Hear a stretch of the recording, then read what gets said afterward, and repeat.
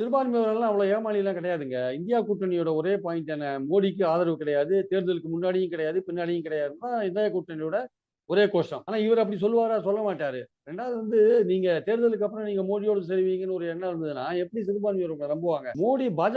பாஜக தான் முக்கியமான எதிரி சிறுபான்மையோருக்கு. நீங்க இல்ல. பாஜக தான் முக்கியமான எதிரி. அந்த அந்த பாஜகவுக்கு முக்கியமான எதிரி இந்தியா கூட்டணி தான் முக்கியமான எதிரி. தமிழ்நாட்டுல திமுக தலைமையிலான கூட்டணி. அப்போ ஒரு சிறுபான்மை ஓட்டர் என்ன பார்ப்பான்னா, பாஜகவை வலிமையாக எதிர்ப்பது யார்? இந்தியா கூட்டணி தான் பார்ப்பான். நீங்க உங்கள பார்க்க மாட்டான். உங்களுக்கு ஓட்டு போட்டா வேஸ்ட்ன்னு நினைப்பான். அதனால அவங்கள பார்த்து பாஜகவ தோற்கடிக்கணும்னா நம்ம திமுக கூட்டணிக்கு ஓட்டு போடணும்னு அவன் நினைப்பான். அதனால திமுகவுக்கு ஓட்டு போடுவான். அதனால இவர் தனியா வந்தும் சிறுபான்மையோர் ஒண்ணும் பண்ண இவருக்கு இன்னும் ஒரு படி மேல போயி திமுக கூட்டணியில ஏதாவது குழப்பம் வரும். அந்த இடப்ப பங்கீடுல குழப்பம் வரும்.